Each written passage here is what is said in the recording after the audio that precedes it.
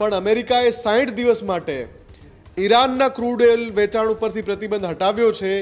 એ પછી ઈરાને ડિસ્કાઉન્ટમાં crude oil વેચવા કાઢ્યું છે। હવે ઈરાન સામેથી ભારતનો સંપર્ક કરી રહ્યું છે કે તમારે ક્રૂડ ઓઇલ જોઈતું હોય તો ડિસ્કાઉન્ટેડ રેટ પર, એટલે કે $70-72 અત્યારે આંતરરાષ્ટ્રીય બજારમાં ભાવ છે। ત્યારે યુદ્ધ બાદ સાવ સસ્તા ભાવે ઈરાન જે છે તેમણે ક્રૂડ ઓઇલ વેચવા કાઢ્યું છે।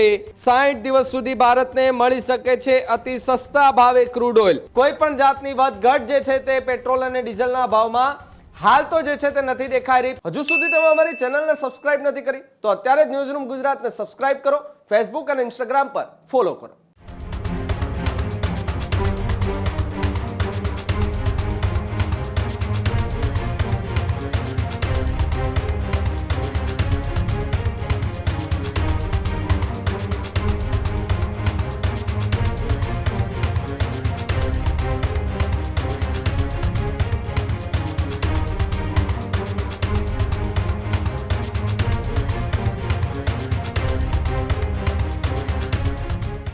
નમસ્કાર, આપ જોઈ રહ્યા છો ન્યૂઝરૂમ ગુજરાત અને આપની સાથે હું શુભાવિક। મહત્વપૂર્ણ સમાચારો પર નજર કરીએ તો સૌથી મોટા સમાચાર યુદ્ધની સ્થિતિ કે જે હવે એકદમ વિરામ લઈ ચૂકી છે, પરંતુ એ બાદ હવે ક્રૂડ ઓઇલના ભાવ જે છે તે સામે આવી રહ્યા છે। ત્યારે યુદ્ધ બાદ સાવ સસ્તા ભાવે ઈરાન જે છે તેમણે ક્રૂડ ઓઇલ વેચવા કાઢ્યું છે।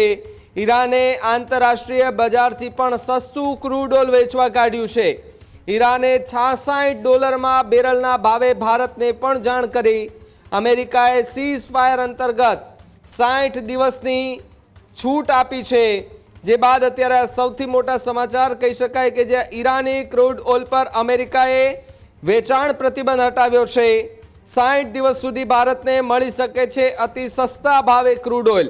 બીજી તરફ યુદ્ધ સમયે $125 સુધી પહોંચેલું ક્રૂડ ઓઇલ હવે $66 મળી રહ્યું છે। $66 ભારત એ ખરીદે તો પેટ્રોલ ડીઝલના ભાવ ઘટી પણ શકે છે। પેટ્રોલ ડીઝલના ભાવમાં મોટો ઘટાડો પણ સંભવત માનવામાં આવી રહ્યો છે। એટલે કે જે યુદ્ધની સ્થિતિ હતી તે દરમિયાન ક્રૂડ ઓઇલના ભાવ લગાતાર વધી રહ્યા હતા, કારણ કે સ્ટ્રેટ ઓફ હોર્મુઝ એ બંધ હતું। ત્યાંથી પેટ્રોલ અને ડીઝલ અને ક્રૂડ ઓઇલનો જે જથ્થો છે એ નહોતો નીકળી શકતો, પરંતુ એના કારણે પણ અનેક દેશોની અંદર પેટ્રોલ ડીઝલના ભાવમાં લગાતાર વધારો જોવા મળી રહ્યો હતો। ₹94 પ્રતિ લીટર ગુજરાતની અંદર પેટ્રોલનો ભાવ યુદ્ધની પરિસ્થિતિ પહેલા જોવા મળતો હતો। આજે પેટ્રોલનો ભાવ એ જોવા જઈએ તો ₹101 જેટલો જોવા મળી રહ્યો, એટલે કે 100 ને પાર પેટ્રોલ જતું રહ્યું છે। જો કે ઘણા દિવસથી આ આંકડો ત્યાં ને ત્યાં સ્થિર છે।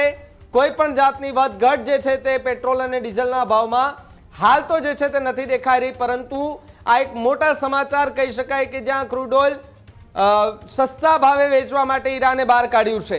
ભારતને પણ જાણ કરી છે જો ભારત આ ક્રૂડ ઓઇલ લે છે તો પછી ભારતની અંદર ફરી એકવાર પેટ્રોલ ડીઝલનો ભાવ જે છે તે પણ ઘટી શકે તેવી પૂરેપૂરી સંભાવનાઓ જે છે તે હાલ માનવામાં આવી રહી છે।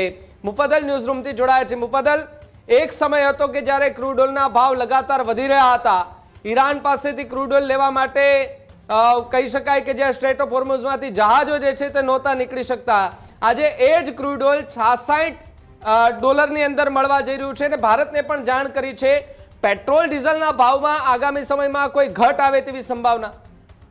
બિલકુલ, સૌથી મહત્વના સમાચાર એ છે કે જ્યારે થોડા સપ્તાહ પહેલા જ આખી દુનિયામાં ઉર્જા સંકટની સ્થિતિ હતી।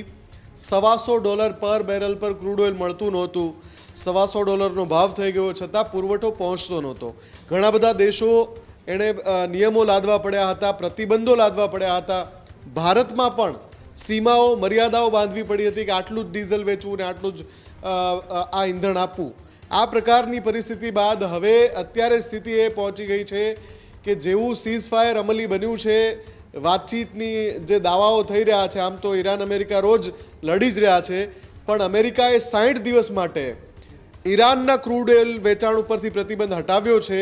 એ પછી ઈરાને ડિસ્કાઉન્ટમાં ક્રૂડ ઓઇલ વેચવા કાઢ્યું છે। આની પહેલાના અહેવાલમાં જ મેં એકવાર કહ્યું હતું કે ઈરાન પાસે ક્રૂડ ઓઇલનું જંગી ઉત્પાદન થાય છે, ભારે માત્રામાં ઉત્પાદન થાય છે, અને જે 3, 3.5 કે 4 મહિના યુદ્ધ જેવી સ્થિતિ રહી ઈરાન પોતાનું ક્રૂડ ઓઇલ વેચી નહોતું શક્યું. ઉત્પાદન તો સતત ચાલુ હતું. એટલે જેટલા પણ ઈરાનના રિઝર્વ સ્ટોરેજ હતા ત્યાં ક્રૂડ ઓઇલનો સંગ્રહ મોટી માત્રામાં થયો હતો. ઈરાનને ખબર હતી કે બહુ જલ્દી આને વેચવા કાઢવું પડશે. હવે ઈરાન સામેથી ભારતનો સંપર્ક કરી રહ્યું છે કે તમારે ક્રૂડ ઓઇલ જોઈતું હોય તો ડિસ્કાઉન્ટેડ રેટ પર, એટલે કે $70-72 અત્યારે આંતરરાષ્ટ્રીય બજારમાં ભાવ છે. ઈરાન કહે છે $66 જ બેરલ લઈ જાઓ. તમે વિચારો, $125 ભાવ હતો, ક્રૂડ ઓઇલ મળતું નહોતું. આ પરિસ્થિતિ હજુ 2 થી 3 અઠવાડિયા પહેલાં હતી. અને અત્યારે સ્થિતિ શું છે?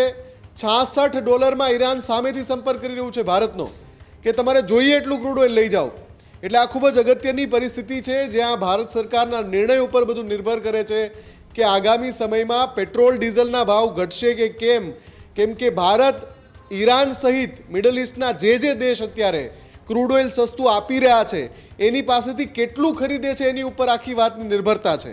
બીજી અગત્યની વાત કે ક્રૂડ ઓઇલમાં કોન્ટ્રાક્ટ પર સોદા થતા હોય છે. ભારતે એડવાન્સ કોન્ટ્રાક્ટથી ઘણા બધી જગ્યાએ ડીલ કરી દીધી હશે. તો ભારત પાસે અત્યારે જે સ્ટ્રેટેજિક રિઝર્વ છે એના સિવાય ક્રૂડ ઓઇલનો ખાસો એવો જથ્થો હશે. એટલે ઈરાનની ઓફર ભારત સ્વીકારે છે કે કેમ એ પરિસ્થિતિ પેટ્રોલિયમ મંત્રાલયને ખબર હશે.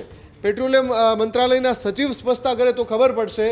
પણ $66 ભાવે જો મળતું હોય તો આ લગભગ અડધો ભાવ છે. $125 ને $66, સીધું $60 અંતર છે એક બેરલે. અડધા ભાવે ક્રૂડ ઓઇલ ઈરાન વેચી રહ્યું છે. ત્યારે ભારત જો વધારાનો સ્ટ્રેટેજિક રિઝર્વ માટે જથ્થો ખરીદે ઈરાન પાસેથી, કેમ કે 60 દિવસનો સમય આપ્યો છે અમેરિકાએ કે ઈરાનનું ક્રૂડ ઓઇલ આખી દુનિયામાં જેને ખરીદવું હોય એ ખરીદે, તો ભારતને એક તો સ્ટ્રેટેજિક રિઝર્વમાં પણ ફાયદો થશે અને બીજું પેટ્રોલ ડીઝલમાં જે $7-7.5 વધારી દીધા છે એ ઘટાડીને જનતાને પણ મોટી રાહત આપી શકે છે. કેમ કે પેટ્રોલ ડીઝલના ભાવ ઘટે તો એની સાથે સાથે બીજી ઘણી બધી ચીજવસ્તુઓના ભાવ ઘટી શકે. એટલે સરકાર જો આ નિર્ણય લેશે તો ચોક્કસથી ફાયદો થશે. મહત્વનું એ છે કે અત્યારે ભારતે એડવાન્સ સોદા કેટલા કરેલા છે અને એની શું સ્થિતિ છે એ પેટ્રોલિયમ મંત્રાલય સ્થિતિ સ્પષ્ટ કરે તો ખ્યાલ આવે. જી બિલકુલ, આભાર મુફદ્દલ, જોડાવા બદલ અને માહિતી બદલ.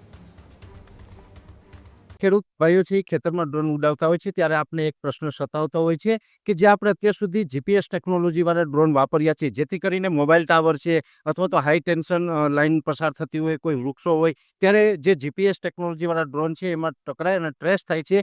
પણ એગ્રીવન લાવ્યું છે GNSS ટેકનોલોજી ડ્રોન, જેથી કરીને એ ડ્રોન છે એ કોઈ જગ્યાએ ટકરાય નહીં, પોતાની રીતે જ ડિસિઝન લે છે અને મૂવ થઈ જાય છે. જેથી કરીને GNSS ટેકનોલોજી ડ્રોન છે એ વાપરવાનો આગ્રહ રાખો.